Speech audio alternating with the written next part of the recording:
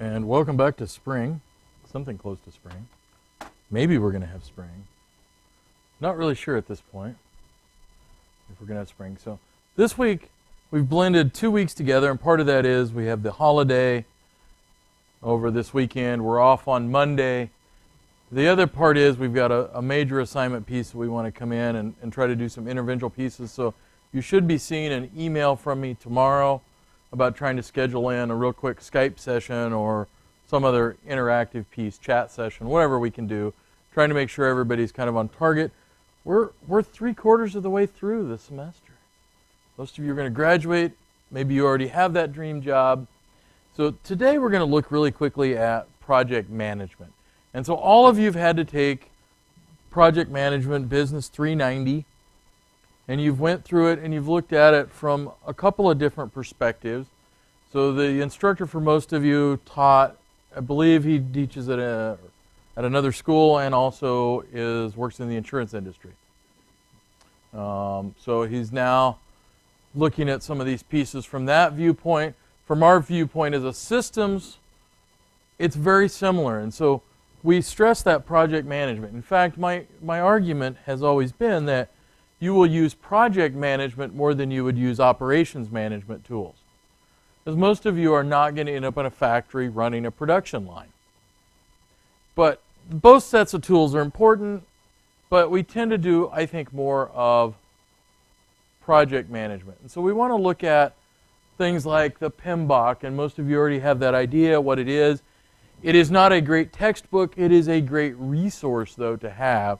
And so one of the things that we started a couple years ago was we made every student in project management go through and use the PMBOK and become a member of what's called PMI.org. And PMI.org has some certificates, and we've had a few students go ahead and take what's called the CAP-M, so they could get a entry-level project management certificate. The PMP certificate that you can also go out and do while you're working and doing project management is a really important certificate.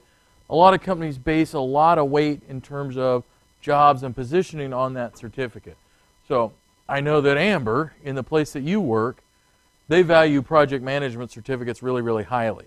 And it's one of the better paid positions out there if you look at project management positions. Now, some of them are temporary and they move in companies, you move in and out of that position.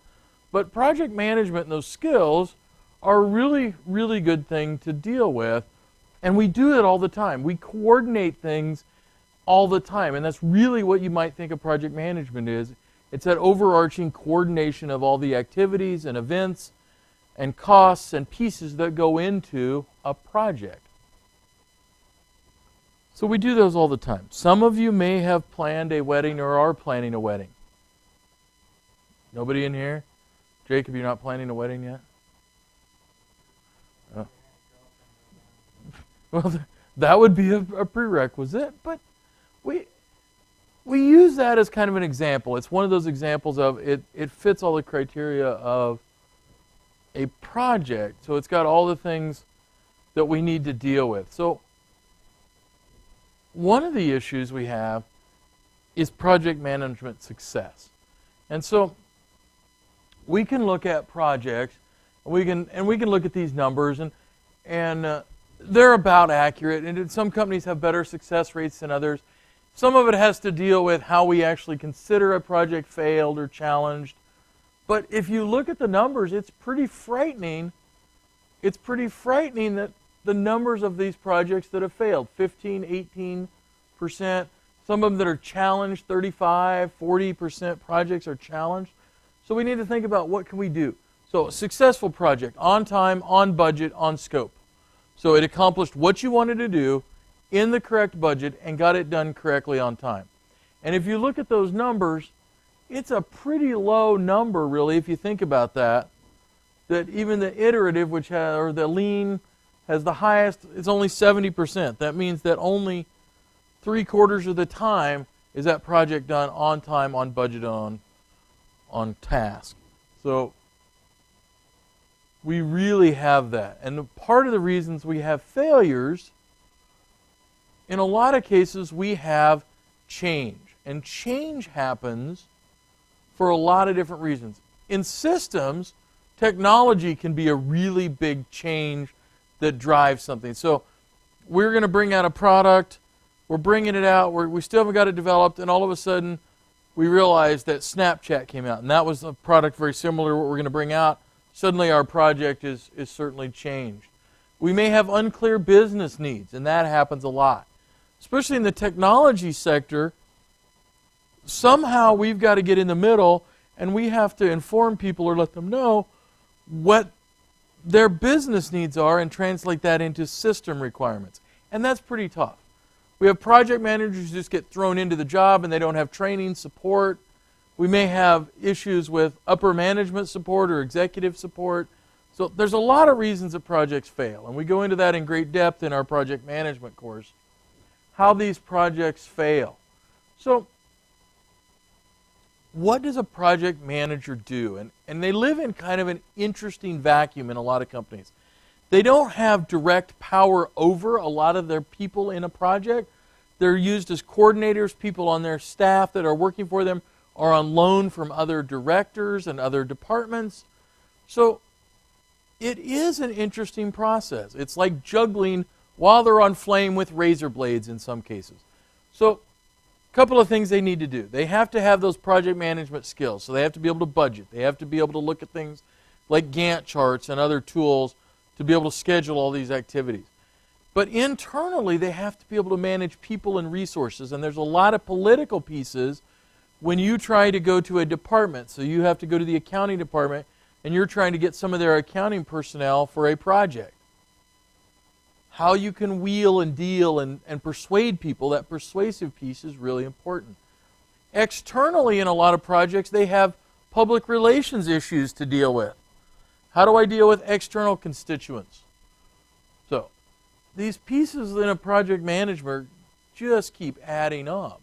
So other things we might have to do, that job schedule. How do I do that? Recruiting, training employees that work on your team. How do I assign it to teams and different members? And then we all have that whole category of risk management. And so another course we've added in, and some of you have already taken advantage of it, is we're bringing in a risk management course. So not only do we have project management we require for most majors, but now we're looking at that risk management piece because it's becoming increasingly important.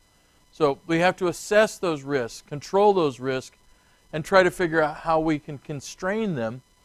And then controlling those deliveries, just setting the milestones and making sure that those milestones get hit. Externally, so you're probably working with a client, either internal or external client. So in a lot of cases, project management are standalone. Even though you may be working all inside of, say, GE Corporation, you're actually a standalone entity. And so your client then is GE or another business entity in there. And that finding those resources gets really, really hard to do sometimes. How do I find those? Again, I don't have the ability to just say, 3 employees from your department come to me this week. You have to do some wheeling dealing. And quite frankly, you wouldn't want that ability to just hand over to the accounting department and say, I need 3 of your employees for 6 months. What 3 employees are you going to get? You're going to get Larry, Moe, and Curly, who are about to get fired anyway, and the accounting director's like, yeah, I get rid of these people. They don't know what they're doing anyway. I was going to fire them, but this solves my issue. So there is a lot of negotiation involved in there. So some of the terms you're going to run into, something called a client. And so that's generally one of the major stakeholders, or almost always is, and that's that person or group or business that is funding the project. So if internal funding, external funding, a lot of times in a project you will have something called an oversight committee. So everyone will meet together because every project will have some variance in it. So there will be things we have to shift around in a project at some point.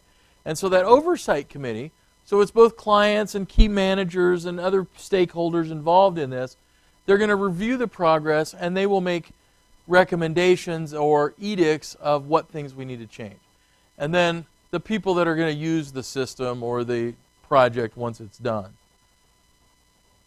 So kind of looks like this. We have all these people, and that project manager is kind of the hub where everything gets funneled through, both from internal to the external. And so we have a lot of different pieces in there. Project management can be a really great job, but I will tell you this, it is stressful. You will work not 40 hours a week, but you will work significantly more than that in most cases.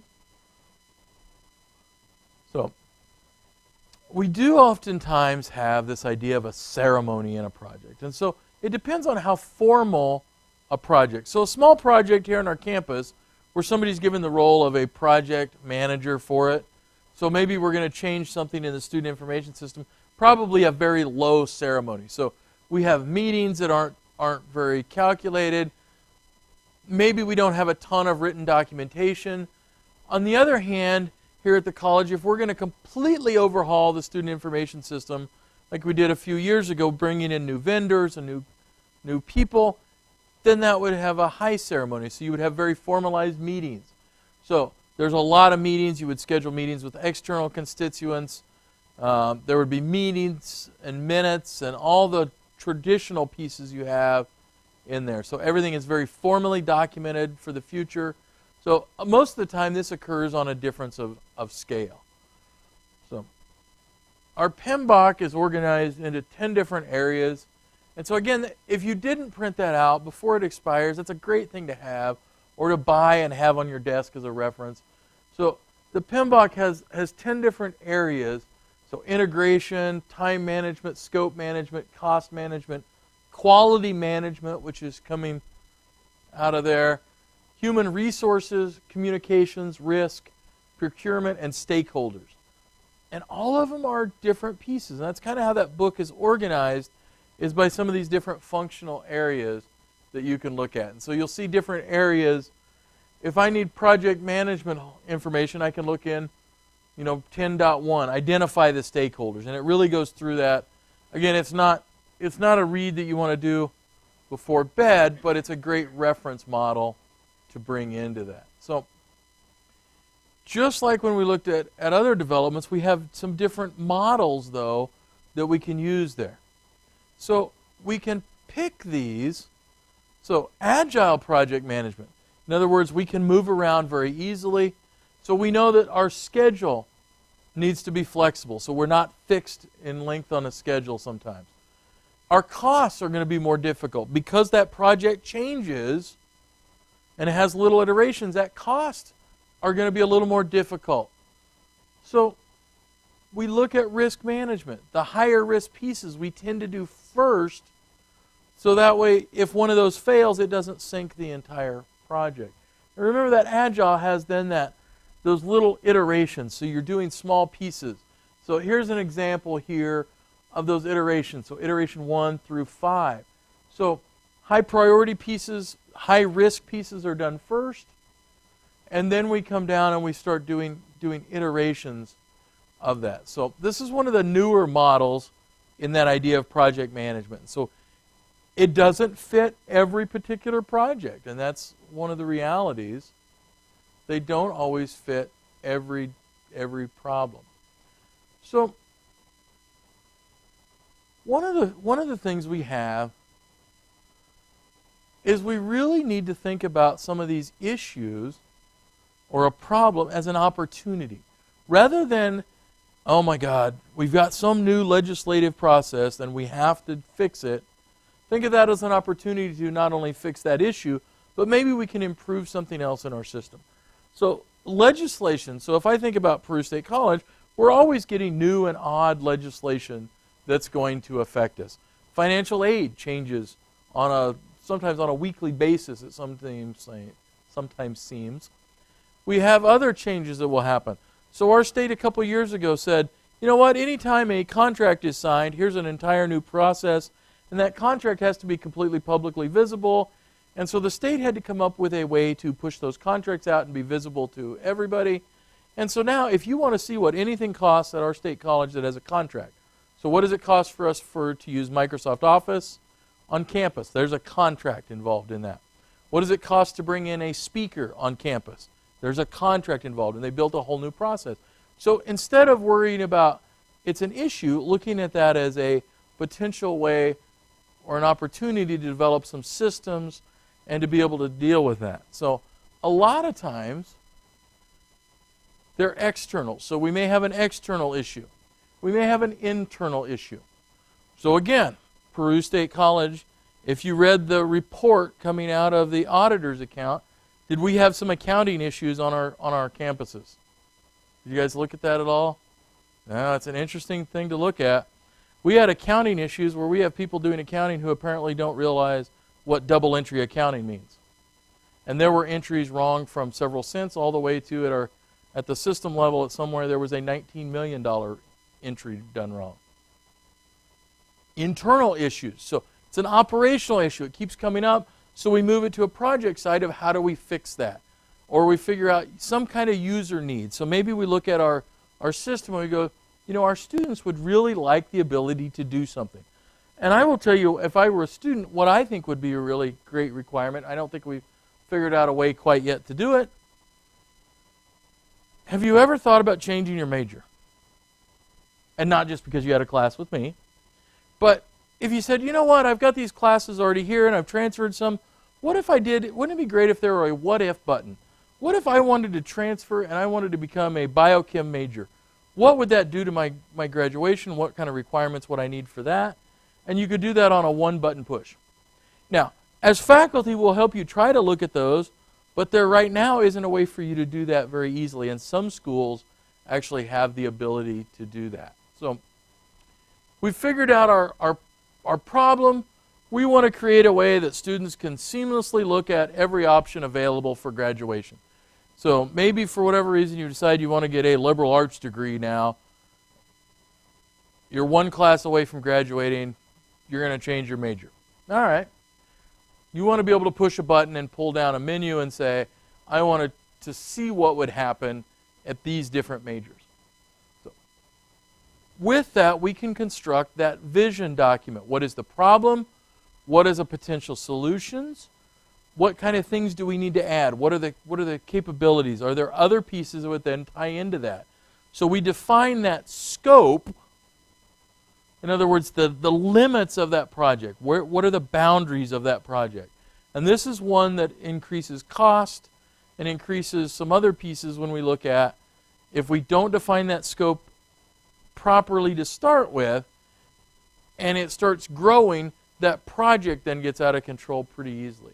So we also think about then the business benefits. Sometimes we call those ROI, return on investment. So what are the benefits to the organization? Because a lot of companies will have 10 or 15 or 20 project proposals coming out. How do I make mine look like it's the proposal that we should take? So we may have 3 or 4 different things we need to do with my PSC. So which one do we look at? The one that provides the greatest benefits. And a lot of times we do those benefits in dollars. So tangible, we call those dollars. Intangible benefits, well, maybe we could recruit students. We don't know how many more, but if we had that capability, maybe that would be a way that we could add value to our students. So we create that vision document. So we're moving forward on our project. We've got a vision document. So in this case, this is for our outfitters company. So, and it lists a lot of things. So here you say it's got capabilities. What do we want it to do?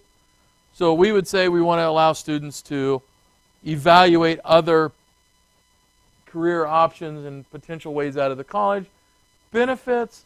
So here they list those benefits that they think are going to be derived from this implementation. So here they say the problem. Sales and marketing has changed. Customers are more sophisticated. And they are now used to catalog and other types of systems. We've all been to a vendor, unfortunately, that hasn't modified and changed. So this is just looking at that idea and what different pieces there are. So business benefits. We then have to think about, and we may build these spreadsheets out. And if you build spreadsheets out, people understand numbers. This just really looks at what this project is in terms of time, what the original estimates are. So here we have sales system, order system, so functional, and how many iterations are required. So we have a total time estimate of 48 weeks in this case, so a year. A year in a system can be a long time or it could be a short time depending on the system. When we did the MyPSC upgrade a couple years ago, that was about a 2-year project from beginning to implementation to actually having students utilize it all the time. And it's still an ongoing piece. So then we would have a summary of costs. Now, so 1 project manager, 8 analysts, 1 support for that time frame that you used before. So if it's multiple years, you would have that. So here we have equipment, training, facilities, utilities, and you're trying to estimate these as close as possible. You're never going to be perfect. And there's kind of an interesting double-edged sword in this. One of the things that sometimes determines whether your project is the one that gets picked or not to proceed is my project the lowest cost? So if I went in here and I lowered these values and I said, well, training's really only going to be $8,000 and equipment's only going to be $80,000, I could make my project appear very cheap. But when I implement it, we're going to have all these cost overruns and my project may fail simply because of that. On the other hand, the other model is, well, if that's the case, and maybe they're not going to look at total cost, I want to estimate this really, really high, and that way we don't have a cost overrun. But that also has that, maybe they're not going to pick my project because it is so expensive. So you really want to do these accurately. And we gave you a lot of tools in project management about trying to identify those costs. And if you can break down that work into tasks that you can assign an individual to, those work chunks, you can estimate some of that. There is a little bit of swag, scientific wild-ass guessing that we'll put in there, quite frankly. So we also need to think about, so not only the development costs, but what about those ongoing costs? Are we going to increase ongoing costs? So in this case, they're saying there are estimated annual costs then. So we've built a system, now we have to keep it going. These are some of the additional costs. So when they did MyPSC, the costs included 2 data centers sitting at Lincoln and in Omaha, and the functionality and being able to run those, utilities, all those different pieces, support personnel. So we have to consider that ongoing operation. So what benefits do you get? So here they're saying things, we're going to get things like reduced error rates, reduced bad accounts, reducing inventory losses. So they have a list of things that we can hopefully quantify. So we want to see this return. So we know the cost, we kind of built that. And so now we want to know what the return is going to be on this. So annually, we think we're going to get $350,000 in new sales to customers. On top of that, we think those costs or those sales are going to go up at least 8% every year. Because we're reducing how much data center equipment we use, we're going to cut costs $140,000. We're going to increase efficiency. And so we want to try to put dollars to as much things as we can. Dollars are what businesses sell. So we have some tools available. So things like a cost-benefit analysis where you compare them. Remember business finance where you had all these things, you had functions, you had break-even points, you had net present value, which is quite frankly the most common one used. You have some very unsophisticated ones that some companies use. The payback period, which does not take into account the time value of money. Net present value does, and it's a great way to look at it. Break-even point, we can do either with or without time value of money.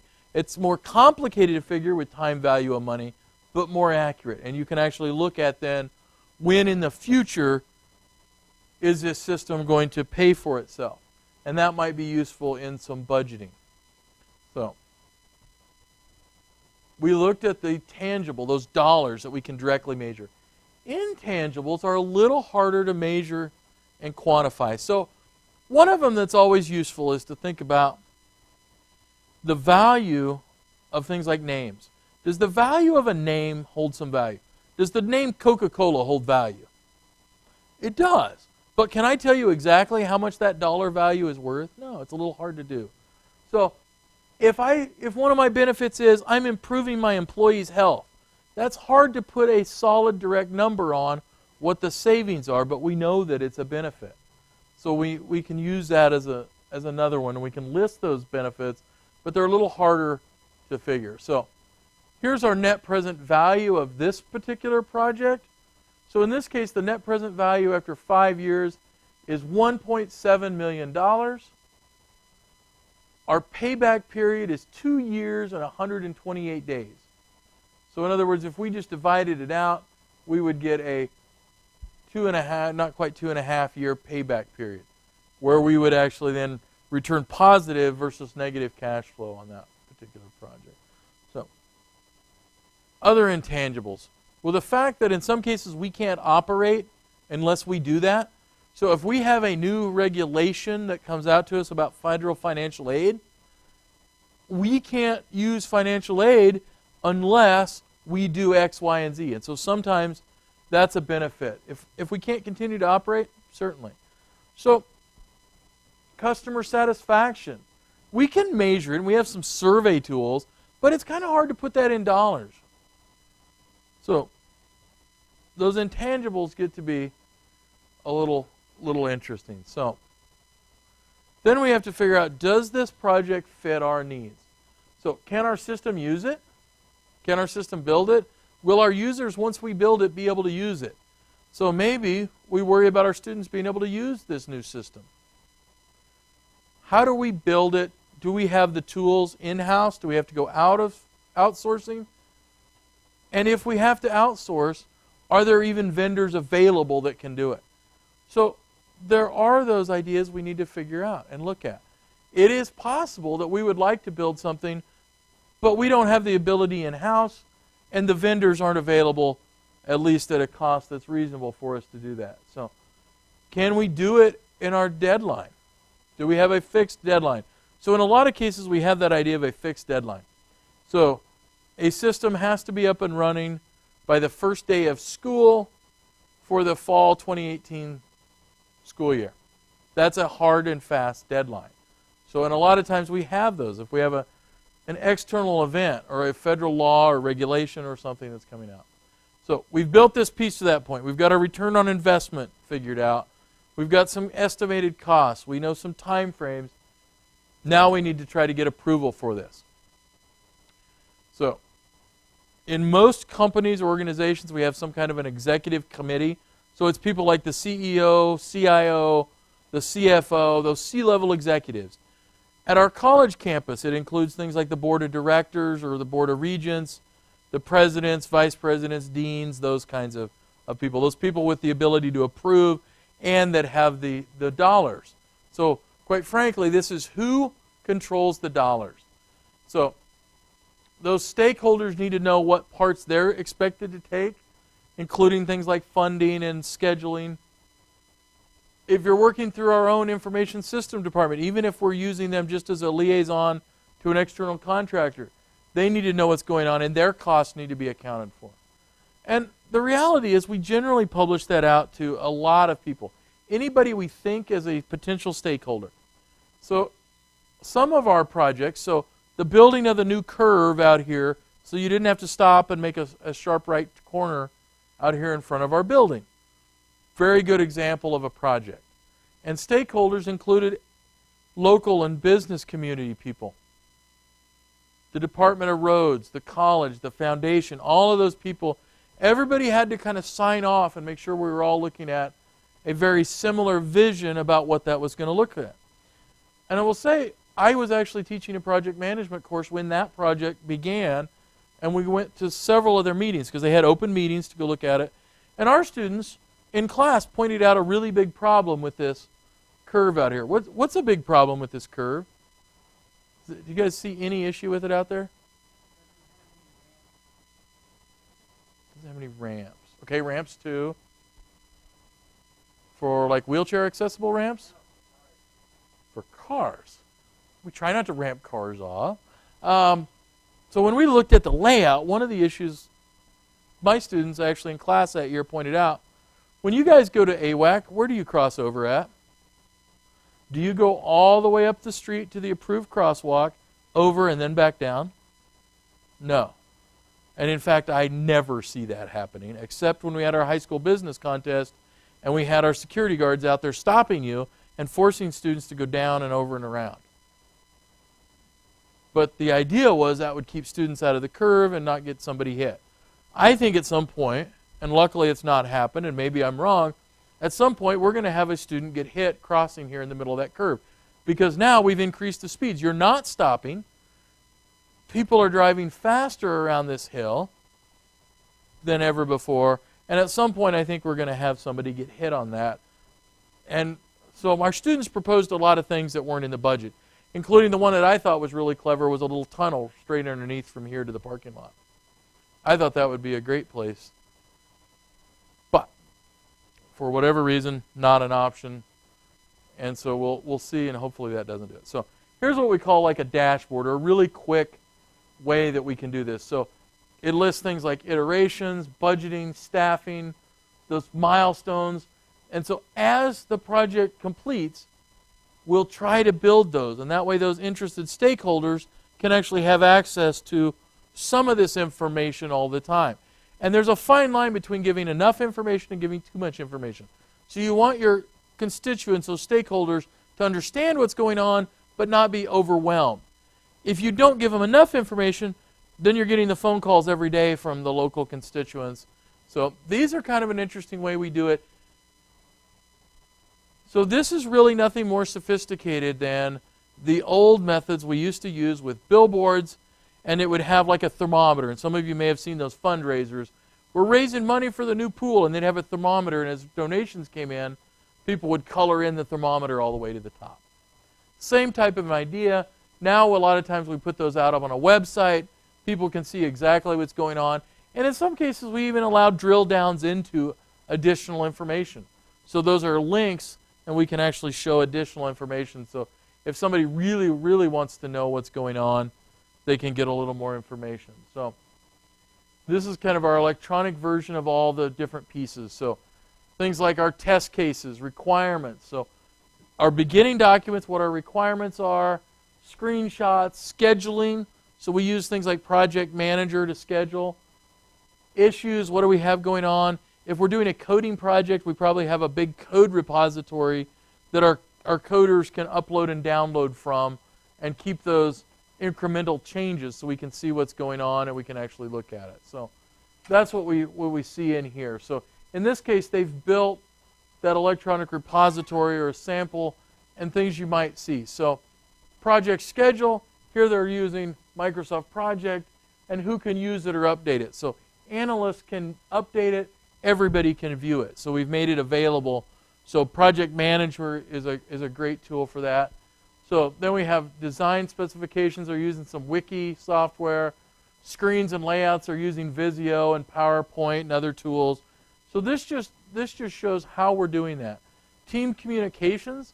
Well, we used to have meetings every week. You'd come together at 8 o'clock in the morning on Monday, discuss the project in length. Well, now with chat and video and emails and all different other kinds of communications, we don't always have to have those face-to-face meetings. But sometimes those really are the best meetings to have, though. There are times when the best thing to do is actually get together face-to-face. Now, a lot of projects are cross-global or cross-time zones, and it makes it more difficult.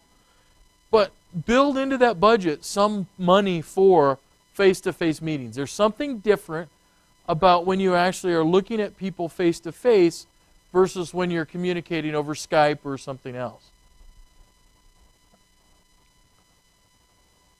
So that work environment, a lot of times if we're doing a software or other project, we need to establish that environment where it's at.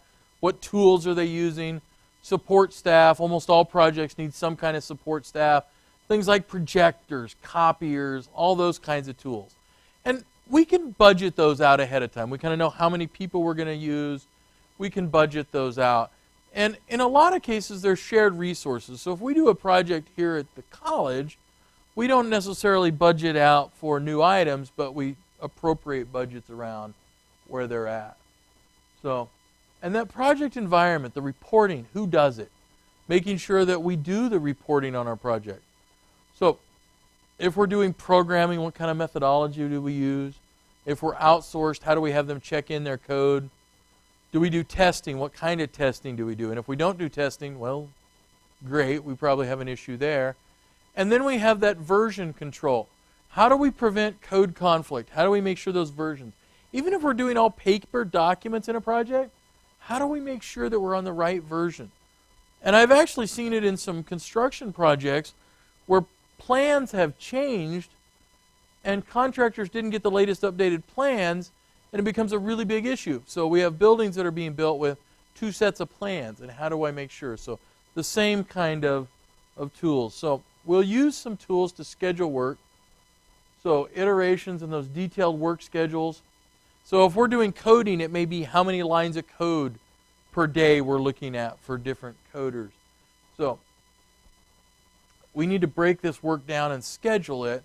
And so sometimes here we have different iterations, and so we put use cases in each one. So here we have iteration 1. We're saying, all right, we think 4 weeks and we're going to be able to build the code for this. We're going to search for an item, view detailed descriptions, compare item characteristics, and view a 3D object, all in 4 weeks of iteration. Well, once we have it to this size, now we can break it down into work units that we can actually assign and schedule then to workers. So we developed something called a work breakdown structure. So that list of individual activities that I can quantify, so those include things like task times. We look at dependencies, what has to be done before another task. And so you create from that this thing called a critical path. In other words, the longest minimum time, and I know that's a weird way to say it, but the minimum time I can build this system and follow all those dependencies. And so tools like Project Manager can help us with this. And usually we build a giant schedule using a Gantt chart. And so if you ever pull up a project on Project Manager in a giant Gantt chart with thousands of activities, it's going to have all those in there. So it's going to have every one of these work breakdown schedules in there. So we have all different kind of rules. So if we're doing construction, we have different rules than if we're doing programming. And so generally we want to break something down so that we can quantify how long it's going to take. If it's more than a couple of weeks, we probably can't quantify it. So maybe a day or a couple of days worth of work. We want to be able to break it down in those work breakdown structures. So again, a lot of this comes from doing it previously. So here we have a work breakdown structure. We said develop a work breakdown structure and then plan the work. That's in there. It's metadata. We're actually figuring out how long it's going to take for us to do the next task. So half a day. So perform acceptance tests with users, 2 days. And so we're putting all of these projects together with these particular notes. We look at those dependencies. And the dependencies allow us, once we know those, we can start breaking it down. And so here's an example of project and a Gantt chart. So each task has a specific number. It's got a duration. And so this chart will help us tell what particular things are on there. And if you notice this predecessor column, so if I look at task 11, build a database, I have to do number 7, design the database schema previously. And so we set those precedents up. And so we can't do task A before B. And what this lets us do is create that critical path. In other words, we can look at what items can we do together versus being able to do them apart. So if I had to add additional people. And then we have that staffing and resources. And we can build those into our tools like Manager and other ones. So we try to figure out how we get through this project. So at the end, and even a lot of times during the project, we do these evaluations. And we say things like communications. Communications are a great tool if we're doing them. If everybody feels like we're communicating, the project goes a lot smoother. What about the end users? Are those relationships good? What about our deadlines? Are we already behind? And so we'll monitor deadlines as we go. Because we built our great big spreadsheet, and we're actually, as we're putting in data, we'll be able to monitor, are we behind or ahead of schedule? Did we hit those deadlines? Why or why not? What was the reason why we didn't, or why did we hit them early? Did we miss any issues? What did we come up with?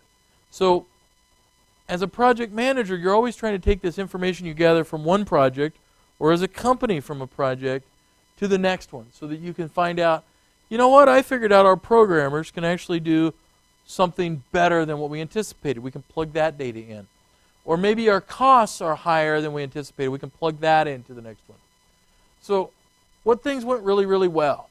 What things were the bottlenecks or other areas? How do we eliminate them in the future? What kind of things can we be aware of in the next project? And again, we're trying to get that. We said the best projects, 70% of them are all that succeed, and we're still losing 30% of them. Now, if I were batting in the major leagues, 70% would get me a check that you couldn't even write that big. But in project management, it'd be nice if we could do that. So we always want some kind of a process to monitor and manage and make sure that we're still on task, on time, and on budget. So in our tools, so we can actually see, here we've got a tracking log. So we have something that's a high priority, low. We can set different standards up. And we can try to figure out database schema affected. We didn't have something done before that database schema or the plan for the database. Well, that's going to impact everything downstream from it. And so here we have a resolution, fixed date, target dates. So keeping track of those becomes really critical. In the construction industry, for example, we have a lot of issues. Does the weather affect us outside more than it does inside? So you guys will see it's orange cone season now. And in those contracts with those road builders, they have built in some weather delays, but unexpected weather delays can also affect that contract. And so you will have tracking logs. So if the state, you can go back and say, all right, well, we had 5 weather days, and the contract only had 3, so that way our contract date should extend 2 days out. Because in a lot of cases, as a project manager, you're faced with a due date that has penalties associated with its completion. So, many moons ago, when I worked doing network communications and fiber build-outs and things around the country, we often had drop-dead dates that were absolute. We had to have fiber lit and turned up on November 20th. And those fines, back in the early and late 90s, were as high as $10,000 a day.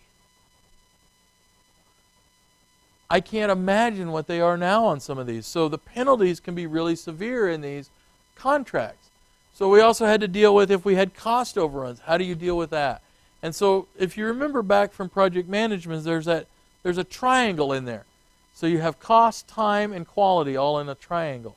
And how do we deal with those issues? So project management is really a growing field.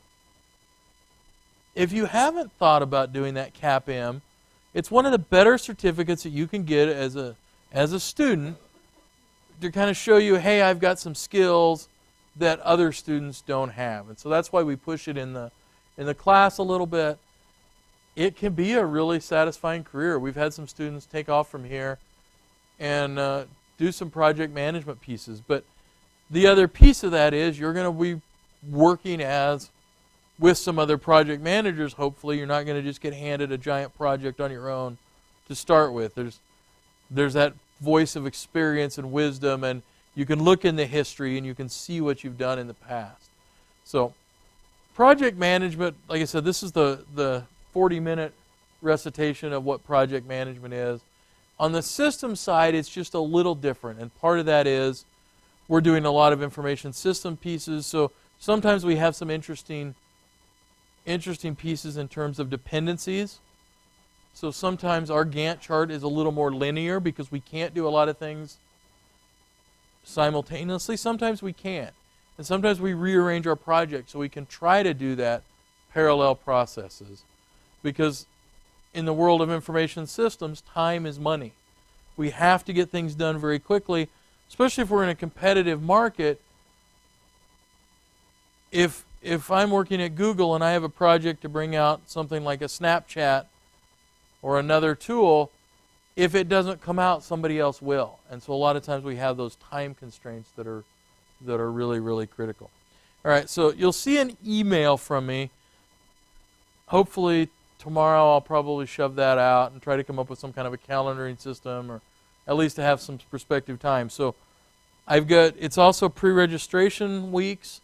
So if you're not graduating at the end of this year, make sure you're getting registered. There are still a few summer classes left.